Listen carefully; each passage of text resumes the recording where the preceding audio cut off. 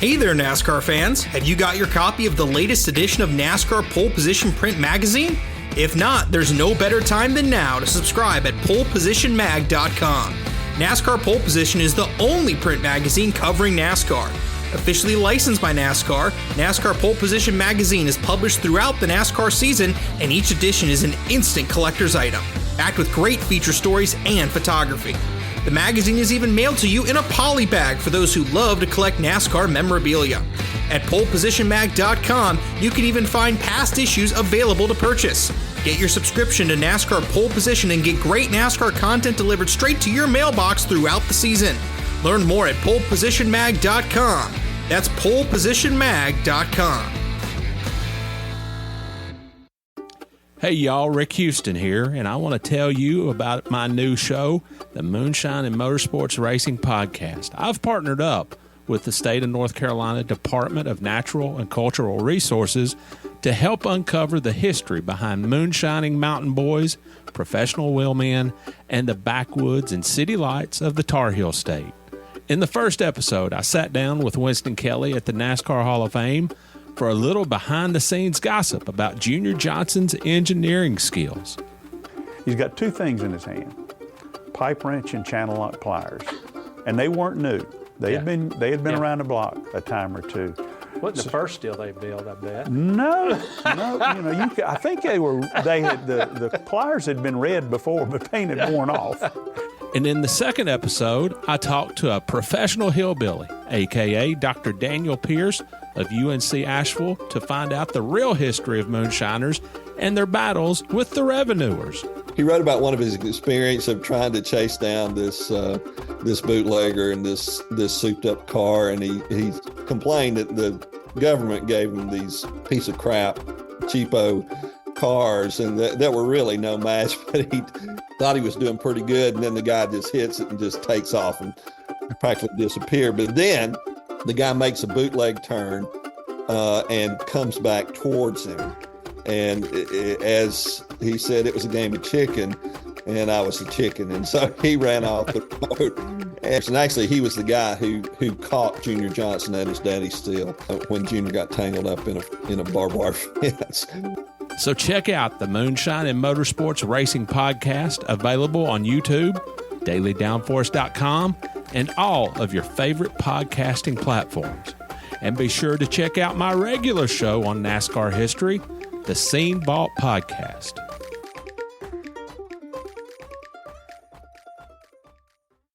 Eric Estep here. One of my favorite parts of being a NASCAR fan is collecting diecasts. It's how I got my start on YouTube, actually. To me, a room is not complete until it features shelves of NASCAR diecast cars. It's as good a time as ever to continue your collection or begin an all-new one by pre-ordering your favorite driver's 2022 next-gen diecast at lionelracing.com or at any authorized Lionel retailer. Lionel is the official diecast of NASCAR, and don't miss Lionel Racing's NASCAR Authentics diecasts at a Walmart or Target near you. Not only is Lionel the official diecast of NASCAR, but they're also official supporters of the Out of the Groove podcast network. So what are you waiting for? Head to lionelracing.com to order your favorite driver's 2022 diecast.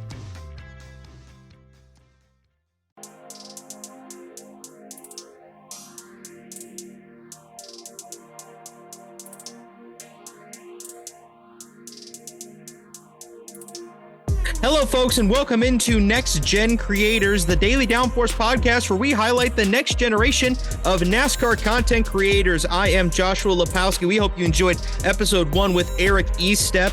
If you want to listen to that, feel free to go back and listen to it as well. But today we have a brand new guest. NFJJ is joining us on the podcast here today. And NFJJ has been on YouTube for a long time. He's been on YouTube for over a decade now, for a large part of his life. Started out doing a lot of stop motion and NASCAR gaming content. Recently has gotten into a lot more of the NASCAR history commentary type videos. And it's really cool to see kind of how his content has changed over time. And he discusses that. He discusses a lot with us about how his content has changed over time, how he's developed as a YouTuber.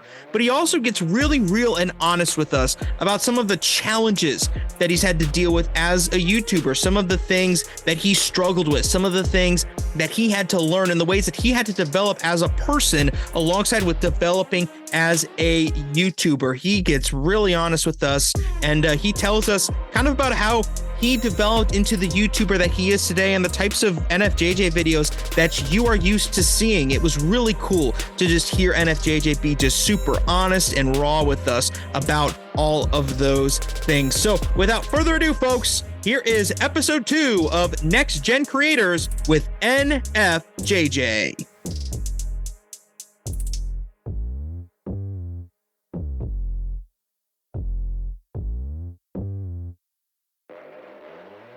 Hello, folks, and now it is time to welcome in Gabe from NFJJ here on Next Gen Creators, the Daily Downforce podcast, where we talk to the next generation of content creators. So, Gabe, really happy to have you with me here today.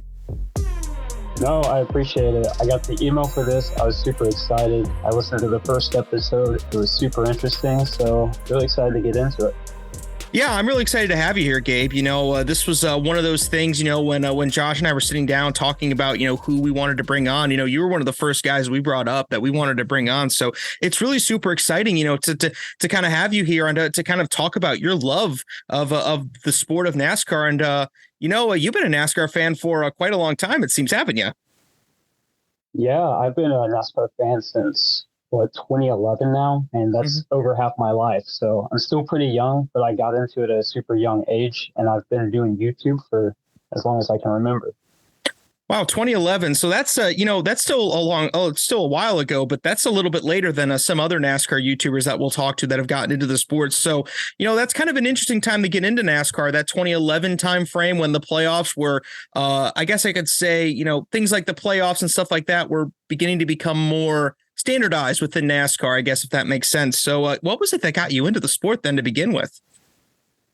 So it's actually pretty interesting how I got into NASCAR. So I was in about third grade at the time, so think 2008, 2009-ish. And everybody in my grade would bring things to trade. So sports cards, football, baseball cards, silly bands, anything, you name it, we traded it. So a couple of my buddies brought some of these NASCAR diecasts, and I saw the colors, I saw the sponsors and the numbers, and they were super cool. So I ran to the flea market and bought some of them and started trading these diecasts with my friends.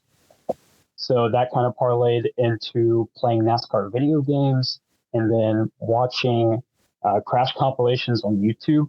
And that's really how I got my start. I did all of that for years before I even sat down and watched my first race.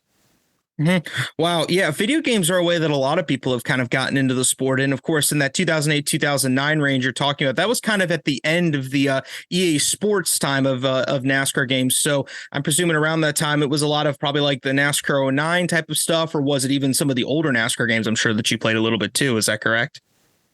Yeah. So NASCAR 08 was the first game I got. Then I got the 09 and then every year since. So I still play the video games a little bit now. It's really disappointing to see that we haven't had a new game in a while, but it seems like some exciting news is right around the corner. So even though I don't play them as much as I did way back then, I still want to see the video game succeed. Yeah, I mean, you're speaking for a lot of NASCAR fans that want to see a new NASCAR video game to really succeed. So, you know, that makes total sense, you know, given the state of NASCAR gaming. So let's talk about real life NASCAR here for a second, Gabe. So, you know, you discussed how you got into NASCAR a little bit earlier. You discussed that. So based on your name, NFJJ, the presumption is you were a Jimmy Johnson fan growing up, I assume. Yeah, I was. My original channel name, actually, when I first started, was NASCAR Fan 4888JJ. So that's a mouthful. So I've shortened that over the years. But I was a fan of Jimmy Johnson, Dale Earnhardt Jr., and then JJ just stands for Jimmy Johnson. A lot of people think that's my name or something, but no, it just stands for Jimmy Johnson. You know, I was 10 years old whenever I created my account name. Actually, it's kind of funny how I became a Jimmy Johnson fan. So I was watching a crash compilation in like fourth grade, and Jimmy Johnson, his 2011 wreck at Watkins Glen, he goes head on into the wall. And afterwards, he gets on top of his car and starts to celebrate. And I was like, wow, this guy gets it. He crashed on purpose, and that's it. This is what NASCAR is about. So by chance, whenever I was a kid, I fell in love with Jimmy Johnson because of that. So, which is super funny because, he's one of the greatest NASCAR drivers of all time. I could have easily have been Travis Kvapil or David Rudiman, so I find that pretty funny. Yeah, that is interesting. That is one of the most interesting eyesights in NASCAR history is Jimmy Johnson just going head on into the wall at Watkins Glen in turn one and then just jumping out on top of the car with both his arms in the air just to say that he's okay. Little did we know what Jimmy Johnson was going to become in those days. No, yeah. He was a nobody back then, and he didn't do anything in the lower series. He was all of a sudden in the top right in NASCAR. So yeah, he won there for it. He won one race. So you go from winning only one race in the Xfinity series to all of a sudden you're a 7-time NASCAR Cup Series champion. I still don't totally understand how that happened, but it is pretty incredible. So, tell me then, as you got into NASCAR, did you ever think about the idea of potentially working in NASCAR in some form or fashion? Especially whenever I first started YouTube, I was just doing it for fun. So it never occurred to me. Of course, I wanted to be like a driver, like any kid, but that I've never raced a real race. Of course, it's a lot easier said than done. But yeah, now I'm looking at my options and stuff, and it's a real possibility that whether it be the social media route or with the career I'm trying to pursue, I can definitely get into NASCAR eventually. So as the years have gone on, it's went from more of a fantasy land to more of a reality. So is that career you're pursuing, is that more of a YouTube career? Is that what type of career are you talking here? So I'm going to school for business right now, and I love decision making. I'm currently working in human resources and training and development.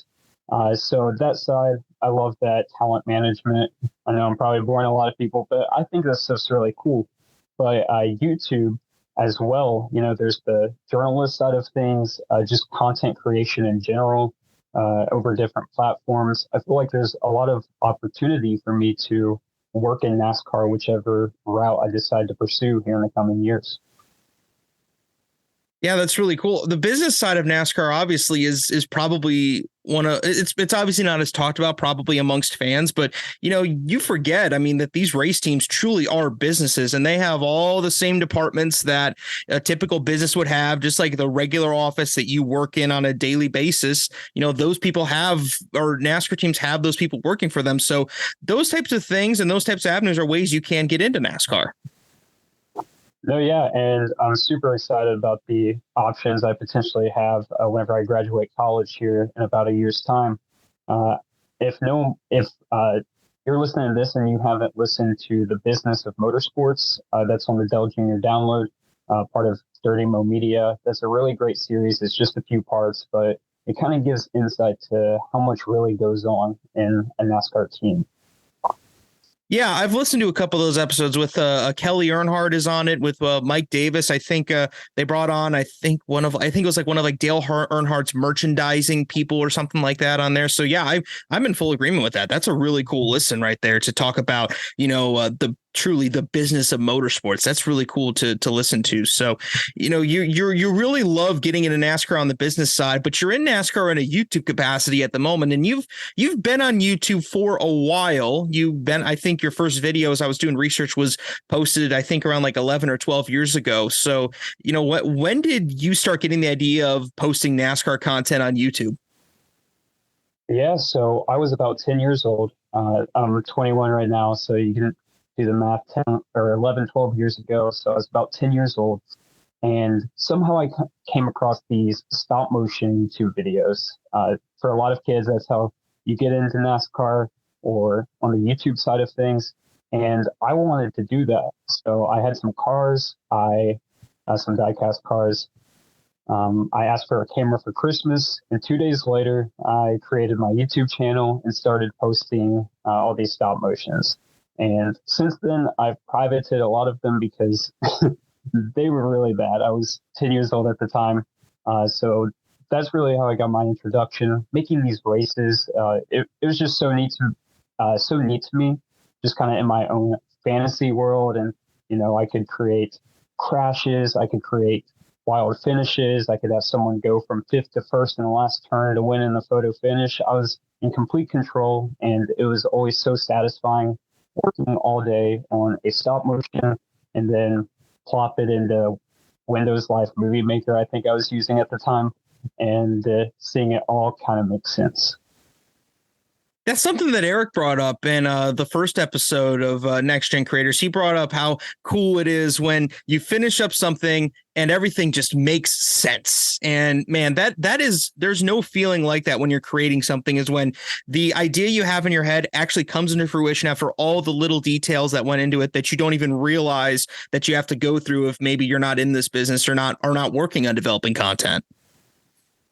No, yeah, it was definitely super rewarding, and it was just super cool to see the cars going around and around and crashes and making smoke out of cotton and stuff. All these little tricks that we used to have in the stop motion community, and people still use to this day. So tell me, who were some of those stop motion guys that you watched growing up? Because there were a lot of guys that were in NASCAR stop motion during that time frame. I remember it. Yeah, man, I haven't watched his stop motion in so long. I'm thinking first comes to mind like Batcave Club Channel. He had some super popular ones. APT 95, and this was like super early. People weren't doing series; they were just doing one-off races. Jacob 1776 US. Probably a lot of people, most people don't think of. Of course, Eric with his Double E Cup Series came a little later on. The Aflac Cup Series, just all of these guys, I consumed so many stop motions because I thought they were so cool. And then I just, got into creating my own. Wow, that's really awesome. So, what was kind of your original YouTube content philosophy then, as you started with those stop motions, and you posted a lot of gaming content too as well during that time frame? Did you have a philosophy in any sense, or were you just doing this all just kind of to have fun? In short, there was no philosophy whatsoever. I was a 10, 11-year-old kid with a camera, and there was this internet that I could post anything I wanted to. So I would do stop motions. I'd get bored of that. I would play some games. I would play NASCAR 08, NR 2003. Then, I would see somebody make a NASCAR commercial. I decide I want to do that. I just do that. And throughout this time, I was uploading so much, like 2 or 3 times a day, barely getting any views. Like that's how the first couple of years of YouTube went. There's absolutely no philosophy with it at all. And did that change over time? I mean, obviously, it has changed to an extent over time, but tell me, how did that start to shift for you after those first couple of years as you started developing more of a system, for lack of a better term, for developing YouTube videos?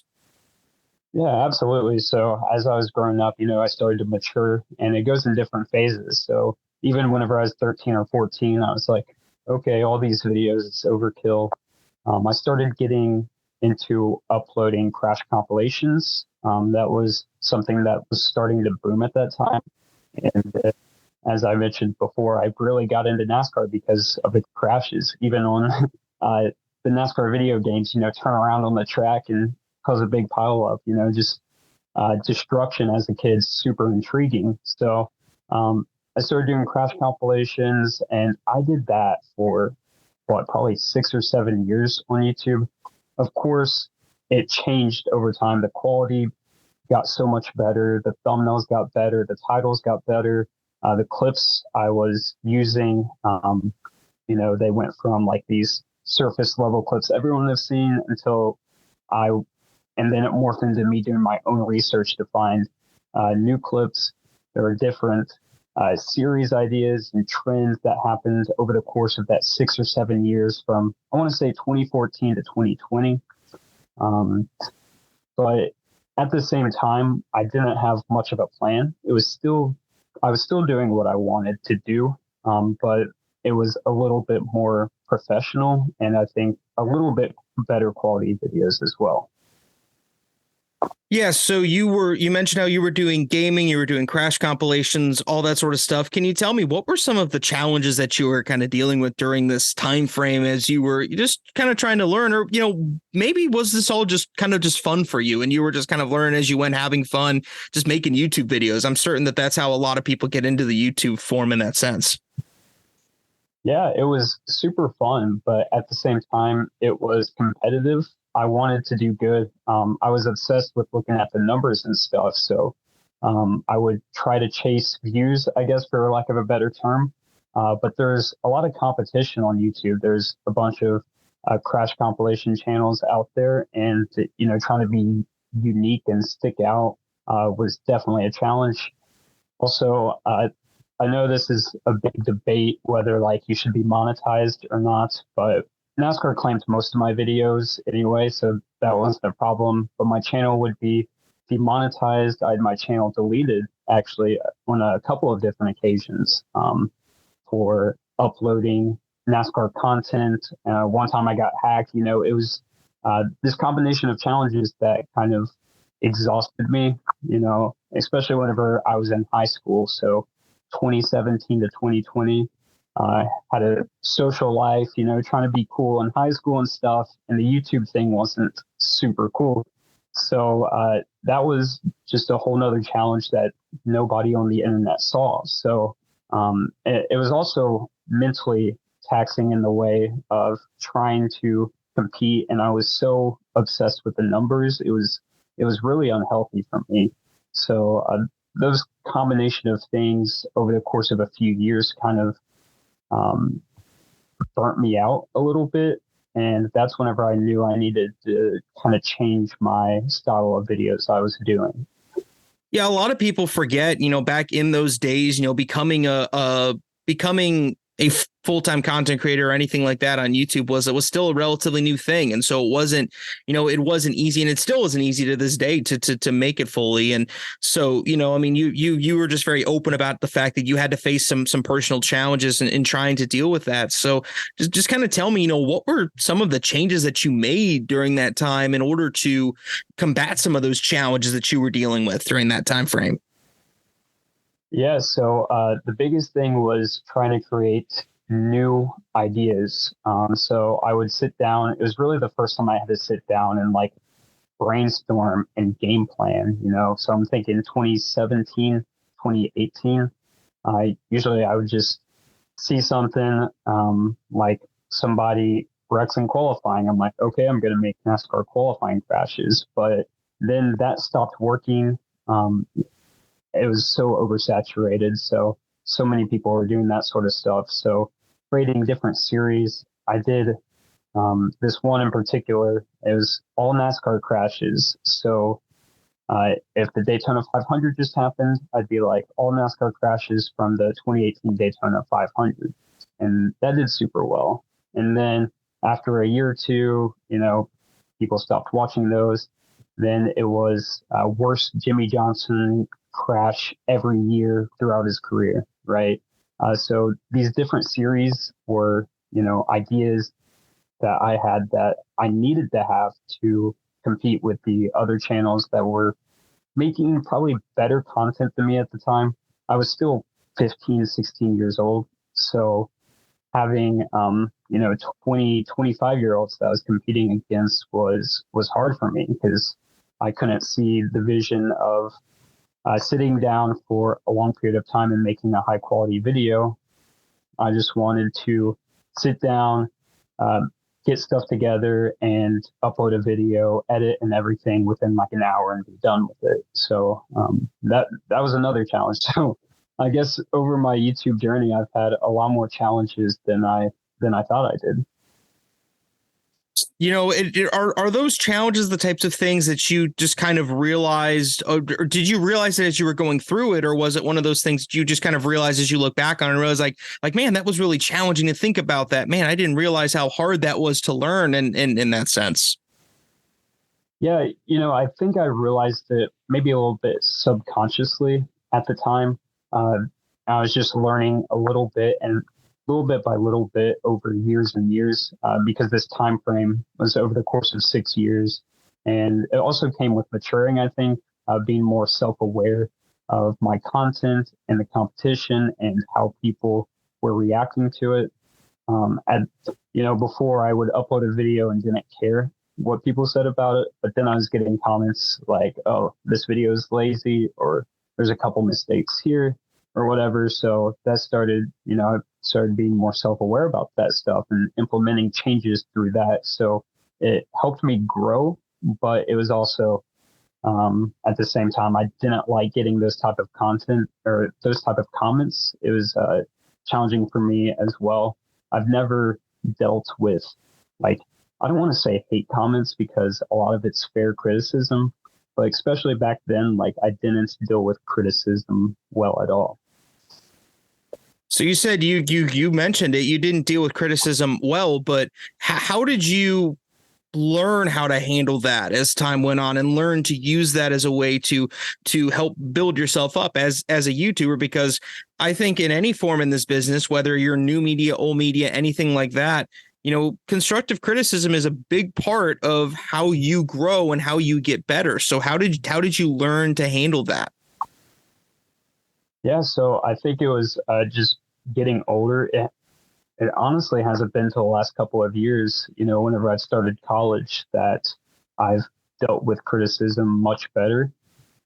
Just getting that criticism in person, whether that be in class or from my in real life fans, or not fans, my in real life friends, I think has helped me deal with it over the internet, because you're definitely aware people are unfiltered over the internet. So that was really hard at the beginning, but as you see it more and more, then you kind of get used to it at some point. So you mentioned how you kind of get used to it at some point. How did you, who were some of those people? Mention some of these friends specifically that you kind of helped you through some of those time frames as you were handling as you were trying to handle this and kind of grapple this during your time in college. So some of my best friends in real life would help me with this. A couple of them knew about my YouTube channel, and they would help me with that stuff specifically, help me rationalize that. And then also I had other friends that kept me accountable in person and helped me grow as a person in general. And I think overall that was able to help me deal with the hate over the internet. All right. So, you talked a bit about how you kind of dealt with criticism. You talked about a lot of your good friends that you had during some of that time frame. Can you tell me, as time went on, how did you start developing some of the videos that you make nowadays? Some of these videos about these people, like, you mentioned, the craziest Richmond race in NASCAR history video from a couple of weeks ago. You also made a video about a Skip Manning's crash that he had. You made that a few weeks ago. How did you start making those type of more NASCAR history content type videos? Yeah, so it kind of goes back to COVID. So COVID was a really bad time, but in terms of the internet, people were on it more. So a lot of people really flourished in COVID, and it was the complete opposite for me. My channel wasn't doing well. My channel actually got deleted at the beginning of COVID, and that was because my YouTube channel was hacked. So it was down for a couple months. So that was a really bad time, and I had a couple of months to kind of reflect on the type of content that, that I was uploading. And, I really thought, like, hey, I'm heading into college now. I'm kind of an adult. So I think that I should take a step back and make some higher quality videos, kind of step into doing commentary and telling these stories of NASCAR. So I kind of bounced around from content to content. They weren't great commentary videos by any means. They were actually pretty bad around that time. Nobody was watching them. I say nobody, it was a couple thousand, but in comparison to how many views and how many people were watching my videos before that, it was not as many. And then I kind of started watching other NASCAR creators. So it's kind of funny because I was a NASCAR creator myself, but I never really watched any other creators. So I was watching these guys like Black Flags Matter, The Iceberg, and I was like, man, these guys have high quality videos. They have better thumbnails, they have better editing, better storytelling than I do. And, which was great for them. And I was like, I really need to step up my game. So I can tell you the exact video. It was NASCAR's first global race about a year and a half ago. I sat down and I was like, okay, I'm going to try super hard on this video. And it worked. The video performed super well. I think it's got over 100,000 views today. And in comparison to the few thousand views that I was getting. And so I cut back on uploads and upped the quality of my videos. I spent more time writing scripts and more time editing instead of producing more videos. So from there, I think the quality of my videos got much better. And even today, they're still definitely improving.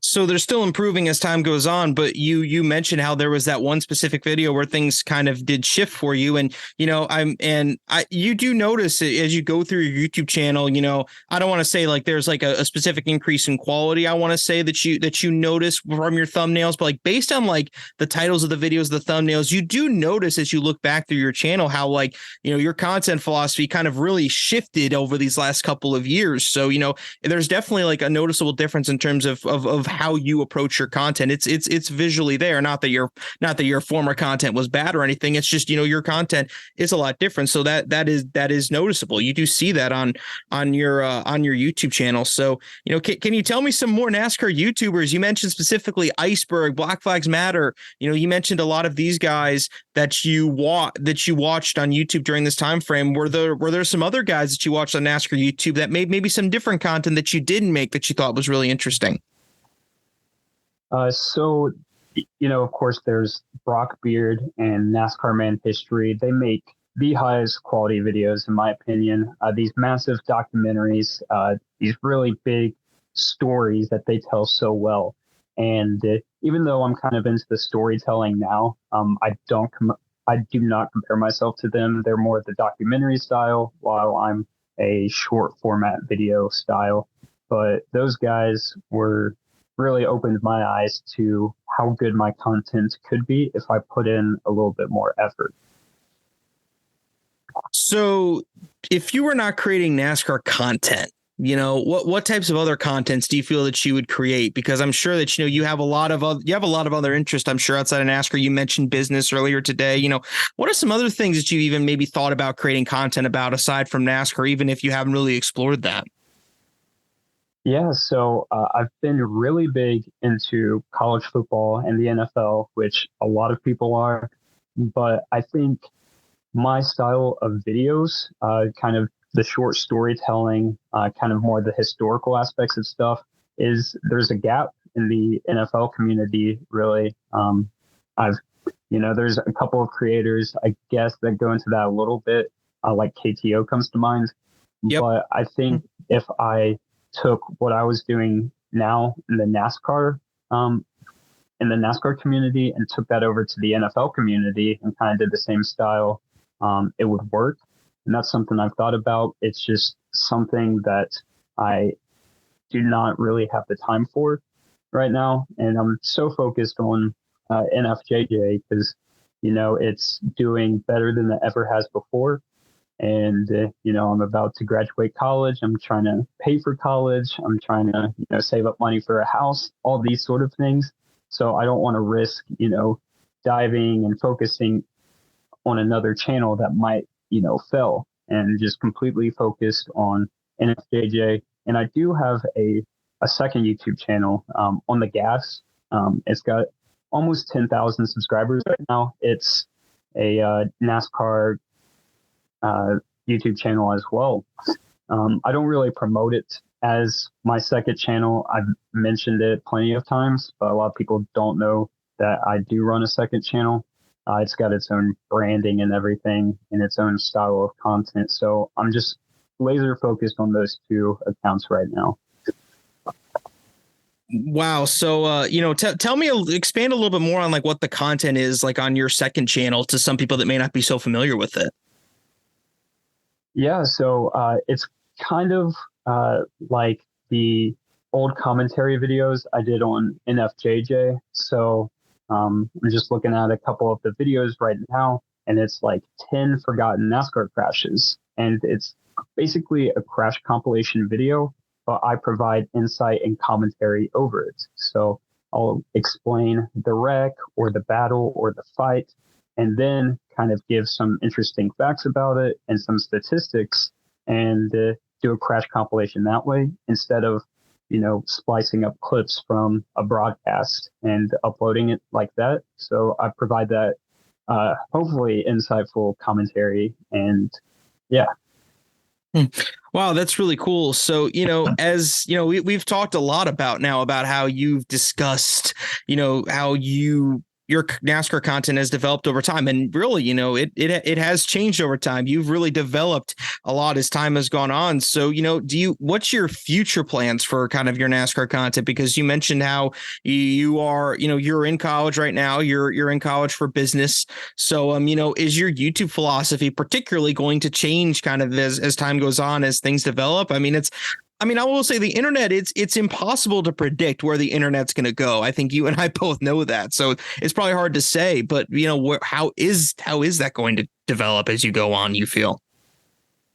Yeah. So I'll just mention this super quick. My second channel, On the Gas, is kind of a safety net because I'm very experimental on NFJJ with the type of content I upload. Even though they all follow the same philosophy, some videos I kind of risk and they get a couple thousand views, and sometimes I risk it and they do very well. So On the Gas is that second channel that I know people enjoy and people will keep coming back for years to come. So for the last year, I've been working on that channel and it's been doing great. So that was kind of my first plan to get underway whenever I actually started planning out my YouTube future path. Right now, I am happy with the way things are going, and I've got YouTube videos planned for 3 or 4 months out. That's how far in the future I go. But right now, I'm focused on doing what I'm doing right now, with one video a week on both channels. And then after I graduate college, I'm going to be at this crossroads, whether I pursue my in real life career or if I pursue YouTube. So that'll be interesting to say the least. I still have about a year to kind of figure it out. But I do have some future plans if I do pursue YouTube full time. One, creating a show. I know everybody's got a show, and it's a very cluttered space right now. But just a few different segments, a race recap style show. I've been working on the intro for it, some like jingles, some mock-up videos for that. So that would be, I would love to do that. I love talking about current events and maybe some opinions, stuff like that. But I don't do that on NFJJ right now. It just doesn't make sense with the type of content I'm uploading. And then also in the future, merch is it's one of those things that I never really bought YouTuber merch, but people have been asking about it. And I'm thankful that people want to support the channel, even if they don't go out and wear, or if they wanted to go out and wear it in public. If people wanted to support the channel, that would be, amazing. So I've kind of got that in the works right now. I've got some designs I've been creating, looking at. So that's something I could implement tomorrow if I really wanted to. It just doesn't make a lot of sense right now with where my channel's at. But yeah, I've got all these ideas and stuff that I want to do, but I literally just do not have the time for it. And I know I'm kind of going on a tangent right now, but to speak about the time I have, I go away to college Monday through Friday, and then I come home on Saturday. I make 2 videos on Saturday and Sunday, watch the race on Sunday, then go back to college. So I only have a couple days to work on YouTube per week. And that's if I don't have a family event or my friends aren't doing something, or if I have work, so I'm also working. So to implement anything else on top of my current workload doesn't make a lot of sense right now until I have a little bit more time after I graduate. That's interesting, though, that you are in college. You're in college 5 days a week. Those of us that have been there, I just finished up college. We know how busy it is. Yet you're still finding time to put out 1 video per week on 2 different channels. I mean, that's pretty impressive, I must say. No, yeah, thank you. It's definitely been a little challenging at times. Sometimes, I'm not even home for a month at a time, So over the summer, like this summer, I've been getting ahead. I'm about a month ahead of schedule in terms of videos that I've already made, just in case I cannot be home some weekends.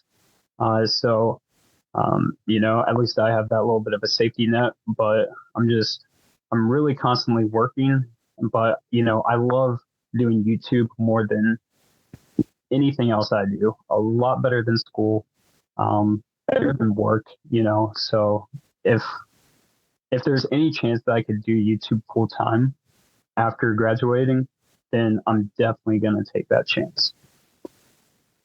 So, can you tell me, do you have a direction that you're leaning at the moment between pursuing the in real life career or pursuing YouTube at the moment? Do you have a direction you're leaning, or are you still completely wide open? You got a year to figure it out. So obviously you have time, but do you know which direction you're leaning yet?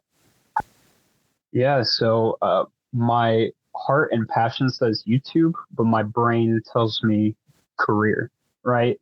So like I said, I'm kind of at this crossroads, but if my channel keeps performing the way it is and, I'm still enjoying it, I mean, there's no doubt that I'll still be enjoying it. So even if I set aside 6 to 12 months to make this YouTube thing really happen and do all of these ideas that I have, then I want to take that chance. And if it doesn't work, then whatever, I can go find a job, and still do YouTube part-time. Like I've been doing YouTube part-time for the last 10 or 12 years of my life. So nothing would change. So long story short, we can expect to see NFJJ on YouTube for a long time in the future. Yeah. Long story short, you wrapped it up perfectly. That's really cool. I mean, it is one of those things people don't often realize, like how much of a leap it is to go to YouTube full time. It's a big jump. It's very risky to kind of do that. It's definitely very difficult. Can you provide some insight to us as to kind of like what are the type of risks you have to weigh in order to go into YouTube full time, particularly for those that are thinking about going and doing YouTube at some point or being a content creator in general? Like, what are the type of things you have to consider or think about? Yeah, so definitely. I mean, the most obvious thing is the biggest, that's how much revenue you're taking in, and then with your expenses, right? So I would definitely move to like a cheaper area. It doesn't make sense if you're working online to live in a super expensive area. It doesn't make sense to me. So that includes like maybe moving, right? Buying a house or, giving up that financial security. Because YouTube it's like a wave. Sometimes you'll be crushing it. You'll be like, man, I could do this full time.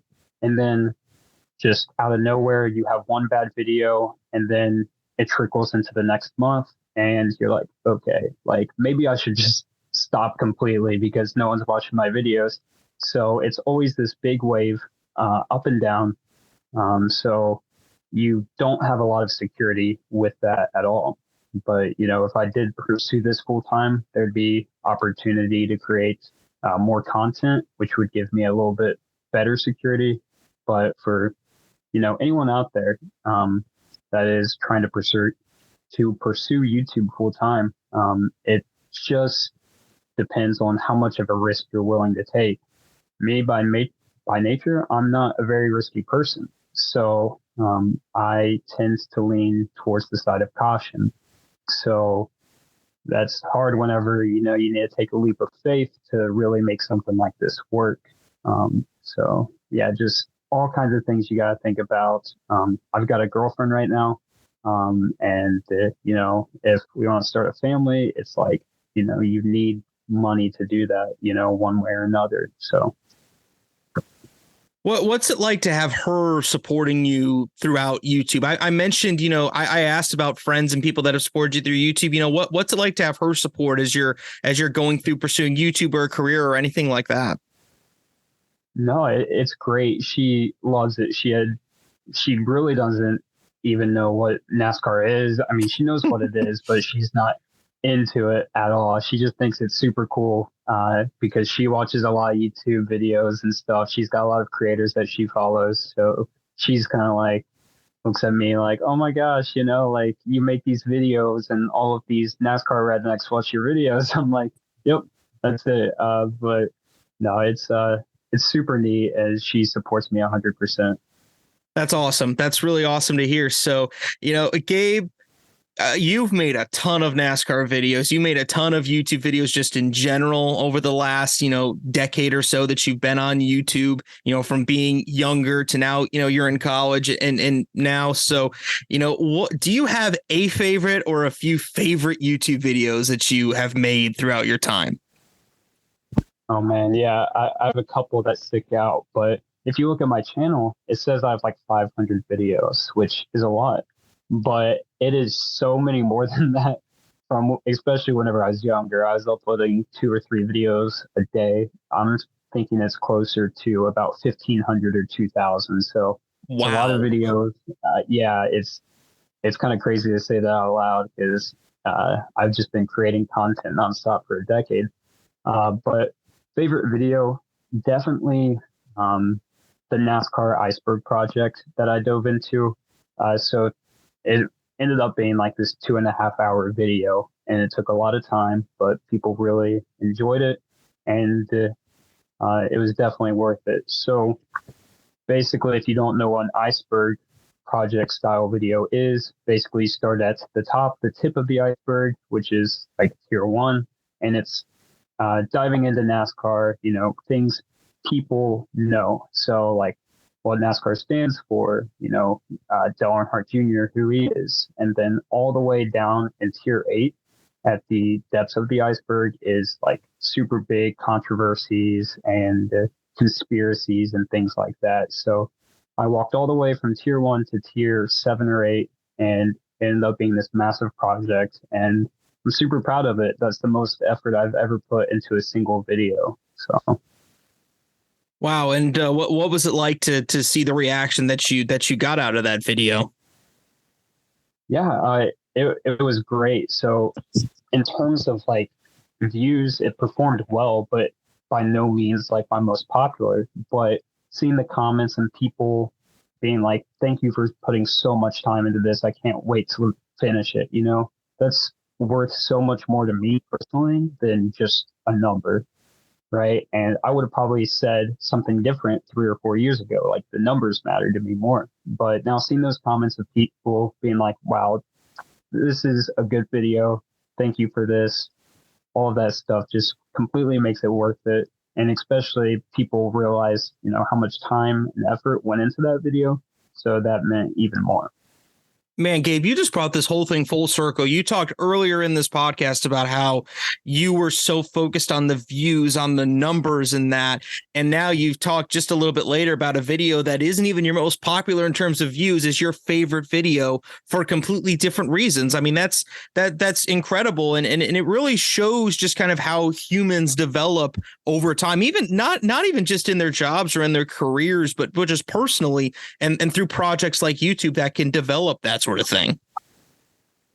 No, yeah, I've definitely matured and grown so much over the years, and it's unhealthy. And if anyone out there is doing YouTube or trying to do YouTube, just do not get obsessed with the views. That was, during high school, that's all I looked at. That's all I cared about. I kind of wrecked my channel in a way because I didn't have a community or a consistent viewer base because I was just chasing views. So my perspective has completely turned around on that, and just, even like my most recent video, I knew it wasn't going to perform well, but my community loves these NASCAR Wreckfest videos that I do where I go through a race, the Richmond video that you had mentioned earlier. So it's just so much more rewarding whenever you see those positive comments rather than seeing a lot of views and people not liking it. I gotta tell you what, I love when you make a lot of those. Like, I'll just tell you personally, I love when you make some of those like Wreckfest videos. Like last night I was watching your video on the 2004 truck race at Gateway, and just like, that's a race I had no idea existed, and just learning about these like absolutely crazy NASCAR races or these crazy NASCAR stories that, we never even knew happened, but you've been able to bring some of those things to light. And that's really awesome. And you mentioned how you have a community of people, a community of fans that you have on YouTube. And, I'm certain those are people that you really appreciate. And those are people that, you're really happy to help make happy, I guess, if that makes sense. Oh yeah, absolutely. So, like I said, a complete 180 from where I was. And, that's why I make videos, is people watch them and people enjoy them. And, I just love making a small impact on people's week at this point, I guess. Well, you know what, Gabe, you've brought this whole thing full circle. So, you know what, Gabe, I think that's I think, you've told your story so well here today. It's really cool to just hear just about how, you've developed over time, how you've matured as a human being, matured as a content creator, how open you've been just about, the challenges you had to deal with really in YouTube. And, we really appreciate you for coming on today and for talking to us and being very candid with us today. It was really awesome to hear just how candid you were this afternoon. Thank you so much for having me on. I saw the email. I got super excited. I've actually never done a podcast before. I've got a few invites, but I couldn't do it for one reason or another. But now I got some time, and I'm super happy that I did it, and can't wait to see what you guys do in the future. Well, we're excited to see what you do in the future as too, Gabe. Or as we're excited to do what you do in the future as well, Gabe. We're very excited about that. And again, I am a fan of your content as well. So thank you so much once again, NFJJ here on Next Gen Creators. NFJJ really brought that full circle, didn't he? I mean, talking about from early on, talking about how he was so focused on how many views a video got, to at the very end, talking about the community that he had, and talking about how his favorite video was not even his most popular. I mean, that's really cool to just hear that, and to hear him talk about that, and also kind of discussing the struggles of being a YouTuber, and also talking about the joy he gets out of it, but at the same time, also talking about how he's kind of dealing with what does he want to do with YouTube full time, and does he want to do it full time, or does he want to just do it part time? And he's dealing with that, and it was really cool to hear him discuss a lot of those things and just be really honest and candid with us about what he is handling as a NASCAR YouTuber, but also talking about the joy that he gets out of being a YouTuber as well. And we want to thank NFJJ once again for joining us here on Next Gen Creators, the Daily Downforce podcast that highlights NASCAR's content creators. We have a ton of guests that we have lined up that we're set to interview here in these coming weeks, and we have a lot of content for you folks. We have a lot of people, so please stay tuned for the next episode of Next Gen Creators, because we have plenty of people to talk to. Be sure to let us know some of the NASCAR content creators that you want us to talk to, the types of stories that you want to hear, because again, remember, this is all about telling the stories of NASCAR content creators, and we're very, very excited to welcoming a lot of these people on our show. Once again, thank you so very much for tuning into this episode of Next Gen Creators. I am Joshua Lepowski saying so long for now.